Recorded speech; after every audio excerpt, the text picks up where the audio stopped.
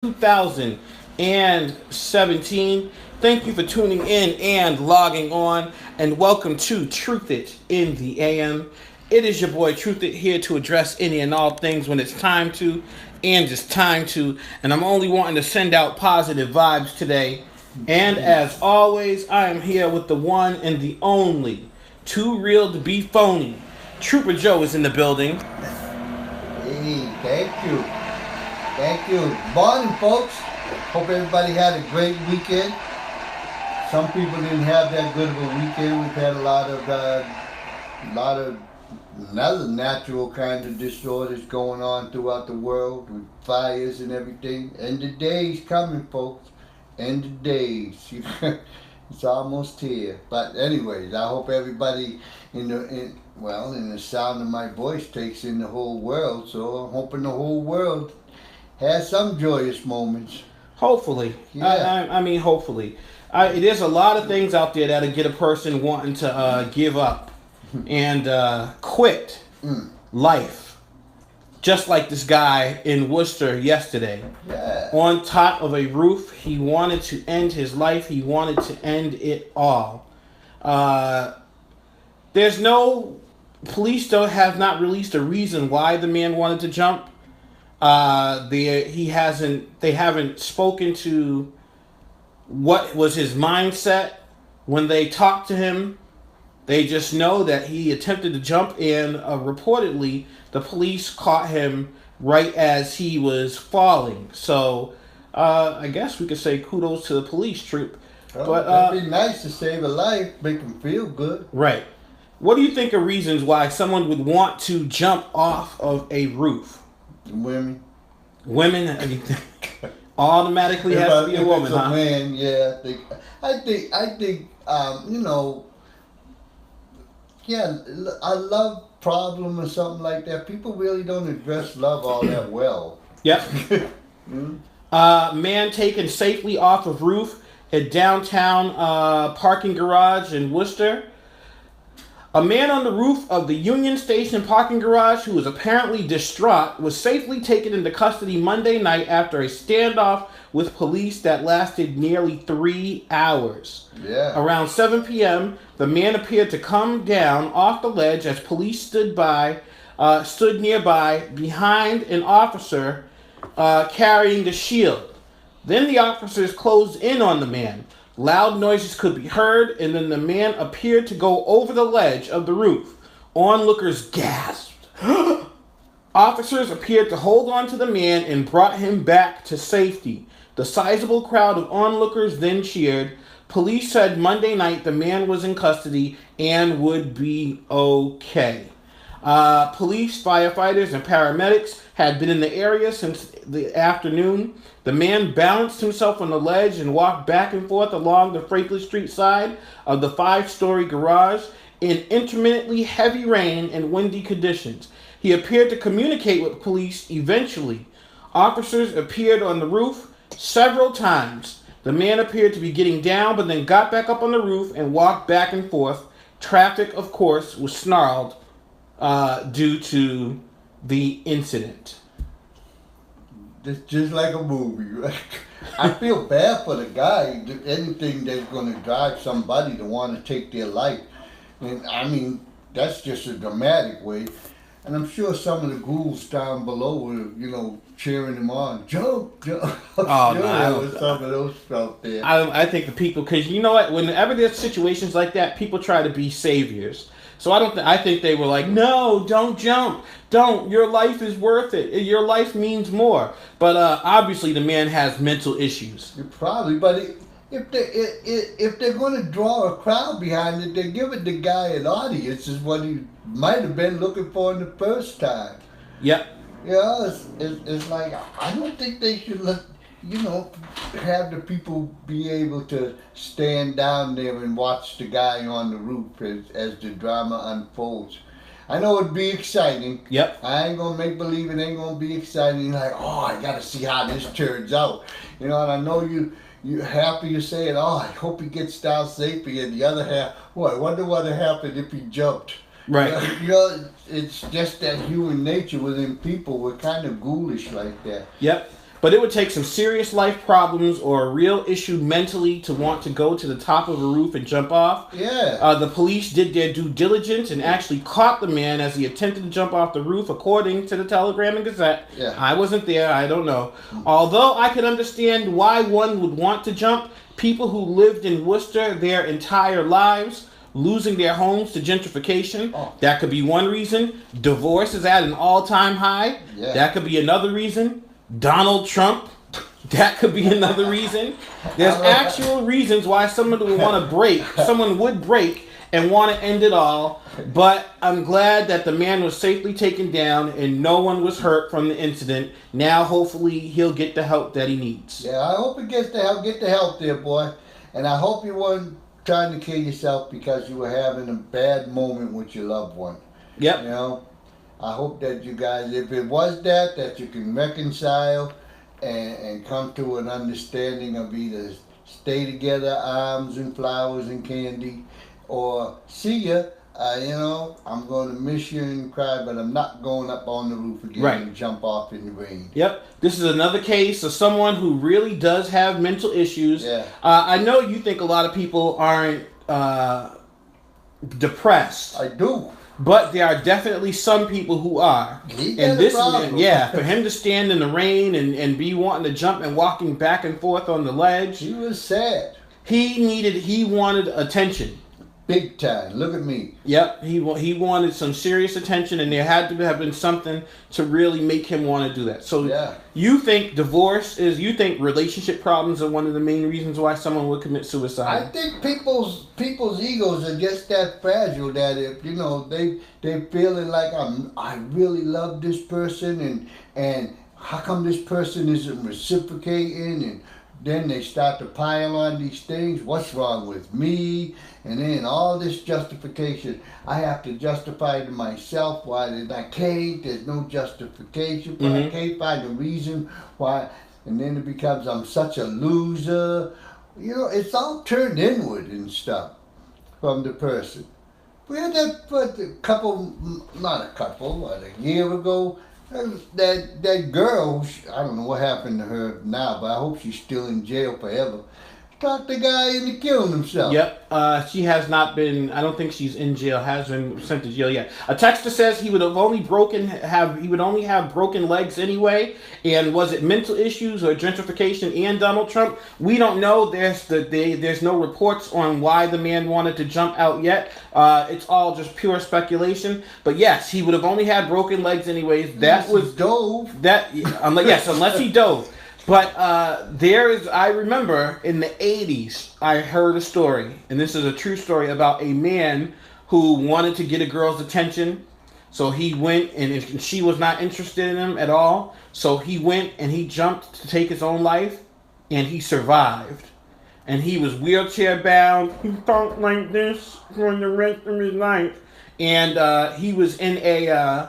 He went to school to talk to people about suicide and how sometimes if you survive, the most horrors, of the time you survive. Yeah, most of the time you survive, and the horrors you have to live with. You have to live with sometimes trying to take your own life. So he tried to take his own life, and he was wheelchair bound, and he was,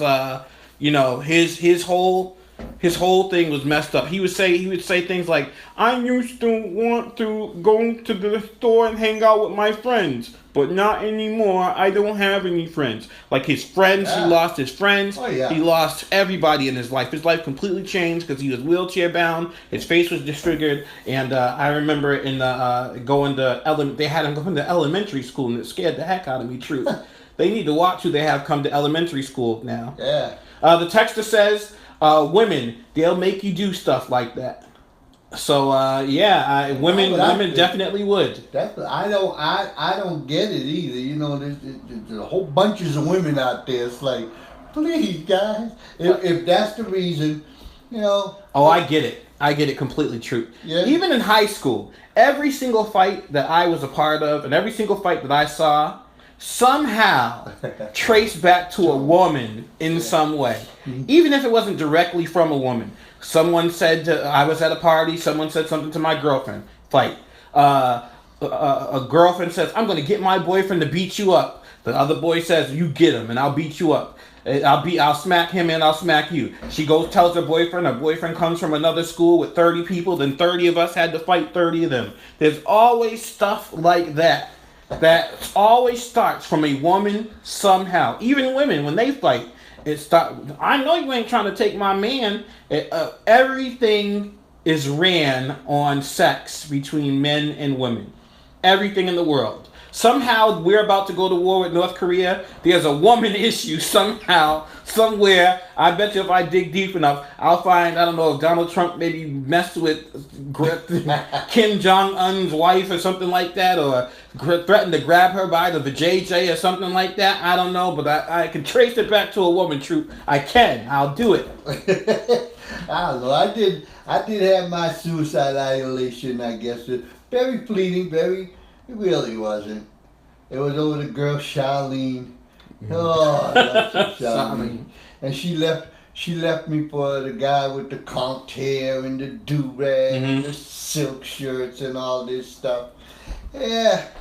And I was going to teach her, so I was joining the military and go off to fight in Vietnam and die. I wanted to join the military anyway. Yep. It was just an excuse to, well, that's what I'll do, just kind of dumb talk. Yeah, that guy died. Wow. She's still short, kind of round. And her brother died for hanging with him and stuff. I'm still here, Charlie, but just...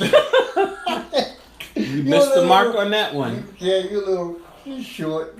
Probably that. All right. Well, I'm glad your story had a happy ending, Troop. That's it. Yeah, I got to go over to see what war was all about, so I satisfied my curiosity. Mm-hmm. Yeah, just quickly on patriotism. Everybody talking now about the military and the patriotism and stuff. Mm-hmm. If any of them soldiers were like me when I was just a young 19-year-old, 18-year-old kid going off to. All I wanted to see was what it was like. It was curiosity. It wasn't patriotism, right? Right. That's all it was. A young superstar kid. Well, that's one facet of it. I think all people that men are in the Army, they have more than one reason for going. Yeah. One of them might be they want to sightsee, another reason why. But, that patriotism ends up coming along with it as a byproduct. I've never really met anybody out here because I want to defend the rights of other people in the country. That might be so far down the list it never comes up. It's like, what are you here for? Well, I didn't have nothing to do, so I joined the military. I wanted to go get an education. I wanted to travel the world. I wanted to see what it was like, in different countries. I wanted to kill. I wanted to eat raw meat. Way down the bottom some places for Old Glory and motherhood and all those things. And then you wonder why troops get treated like crap when they come back, because y'all don't care about the people that y'all sworn to protect. Well, went over there and protected them. Wasn't about democracy. Yeah. Most of the people, when I was in, we had one guy, Hog, he had 3 G's in his name. H-O-G-G-G. He was up some mountain in Georgia. He really wasn't he's a good soldier and everything. He couldn't spell democracy. Wow. Most of the guys in there couldn't spell democracy. Well, just like your story had a happy ending, Troop, I'm glad that this story with this man who wanted to jump had a happy ending, because it would have been a totally different conversation if he would have successfully jumped and taken his life. He didn't. So that's a good so that's a good ending to that story. If it's over a woman, go on and become super successful, do something, win a Nobel Prize, and something like that, and make her really feel bad about it. Just get money. Remember, Jay-Z said there's no such thing as an ugly millionaire. No. So next story is high incarceration rates raise crime in Worcester neighborhoods. I didn't think that this didn't make sense to me when I first read that headline. If they're in jail, then how are they committing crimes in the neighborhoods? So that's what made me think about it. But the idea that too many people are given prison sentences instead of treatment for addictions and mental ailments is nothing new. But a new study released by an independent Boston think tank sad about the think tank, urging criminal justice reform, uses Worcester's neighborhoods to support that theory, mapping in detail where offenders live and suggesting that crime in some areas might actually be driven by high rates of imprisonment. You would think that locking people up who are creating disorder is always beneficial.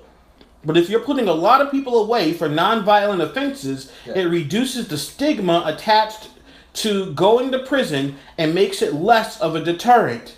Ben Foreman, research director at Mass Inc., said in the announcing results of the September 25th report, titled The Geography of Incarceration in a Gateway City. The 18-page report confirms what many would suspect. The bulk of people placed behind bars live in rougher neighborhoods. But by presenting the data alongside other neighborhood measures, voting records, and school discipline, chiefly, it suggests that poor neighborhoods may be caught in a cycle of crime-driven as opposed to relieved by incarceration of lawbreakers. What are your thoughts, Troop? Well, that's such a big, huge topic. I'm gonna break it down for you. Okay. Worcester, Worcester's going through gentrification right now. Yep. Gentrification from Worcester is they're improving the face of Worcester on an economic level. Yep. They're bringing in bigger kind of industries. I'm not sure what all the industries are. Some of them are insurance, some of them are... But these industries that they're bringing in, high-end industries. Mm-hmm. They're building hotels. They're building condominiums. They're building all these fancy things and all this like this. Somebody lived there before. Okay. They have to go someplace else. Right. They can't go to the high-end place because they can't afford it. They can't afford it. Just like you look at Clark University. Yep. All the surrounding area around Clark University are literally for dorms. Yep. The people that lived there had to move over into this side over here, and now they're all confined in a smaller and smaller and smaller place. Yep. And now we got such an influx of drugs because of the air care place. Yep. And I'm going to say it again. We got a huge influx of drugs because of the air care place. Mm-hmm. It's a great idea to have a place where the people that are addicted to drugs can go and get clean. But that's the end of the place there. They go and get clean and they get outpatient treatment. Mm-hmm. And they leave. Right. And they're on the streets. But they're not going to the street over here that's getting a new facelift and all this. They're going to the street over here. Mm-hmm. Where they can get the drugs that they want because now they're clean. So they're back out here. They got to do... Well, what do you know? I don't know anything. I've been doing drugs for the last 5 years. The world kept going and I stood still. Mm-hmm. So they're just right back here doing what they need to do. And what they need to do was kind of survival skills on the lowest level. So that's crime. Yep. So of course the neighborhoods that look the poorest and stuff are going to be inundated with more crime because they are. But you still would think that policing would be a deterrent, wouldn't you? No, policing's not a deterrent to anything anymore. Mm. But I have to give the police in Worcester, I got to give some of them a kudos. They're starting to get themselves in shape. Right. I'm starting to see that. I'm not seeing the guy that's 40 pounds overweight whose belly's hanging out from the bottom of his shirt. Mm-hmm. It's like you're not a deterrent to anything. Right. You can't, and they're starting to be more visible. So I'll give them that they're starting, at least in that regard, to be able to be that deterrent just by their presence.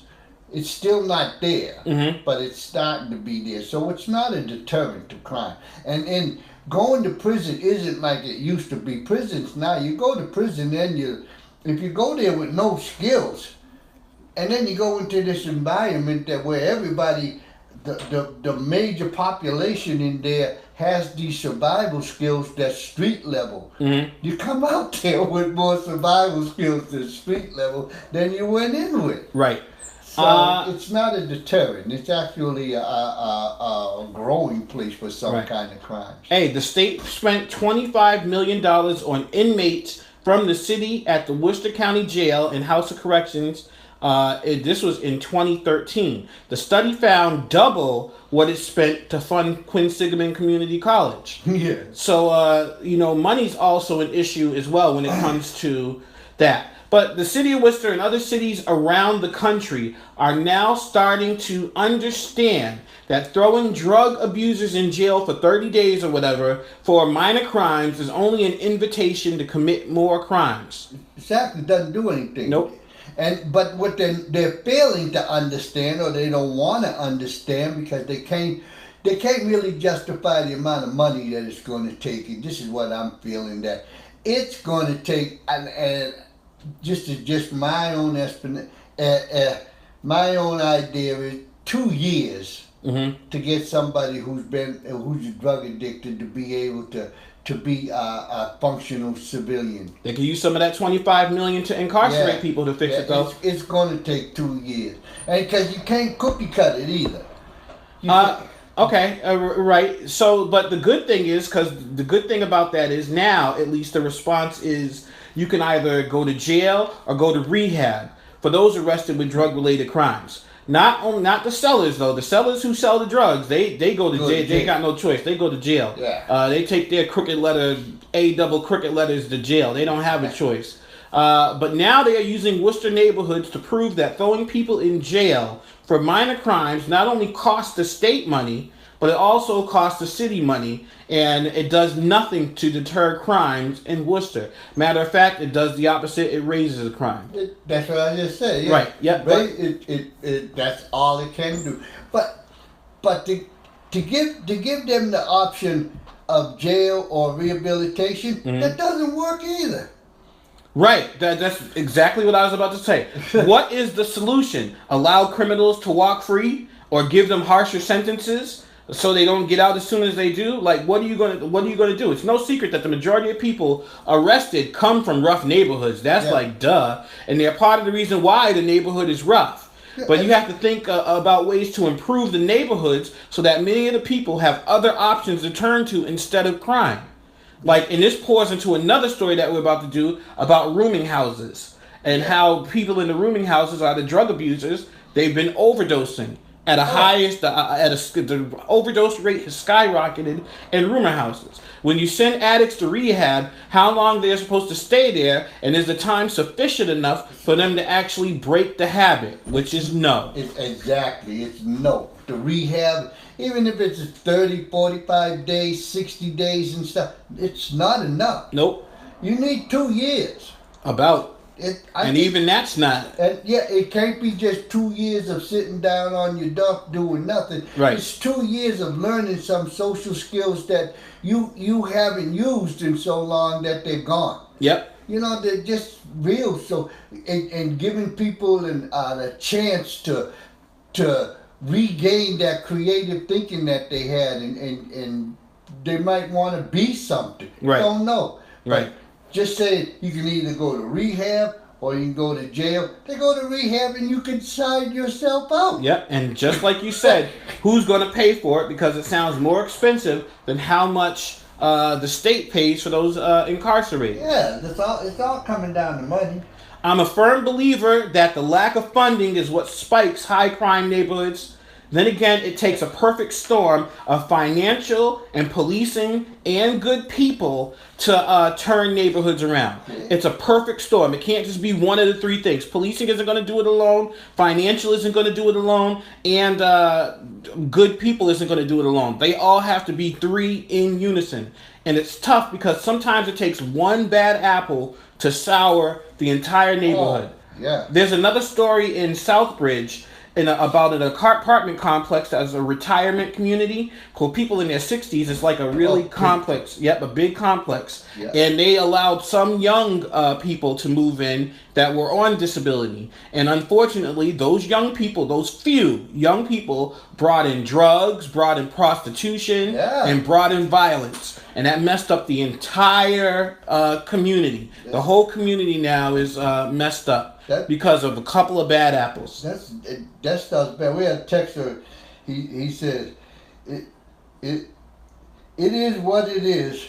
Why isn't this broadcast on ABC, NBC, CBS, ESPN, Nightline in 60 minutes? Well, thank you, Texter. Yeah, it should be. I agree 100%. Yep, hopefully it will be. Yeah. One day. We need to be on all the stations throughout the world. Right. Everybody needs to know. Yep. They need to know. And everybody does need to know that you really just can't throw words and some empathy and, oh, that's too bad for the poor person. I feel so bad. It doesn't do anything to the problem and it doesn't go away. And crime is easy to commit. Yep. Especially when you know you're not going to get any real kind of beating for doing the crime. Right, but now they're saying that the beating for the crime shouldn't happen. And some crimes.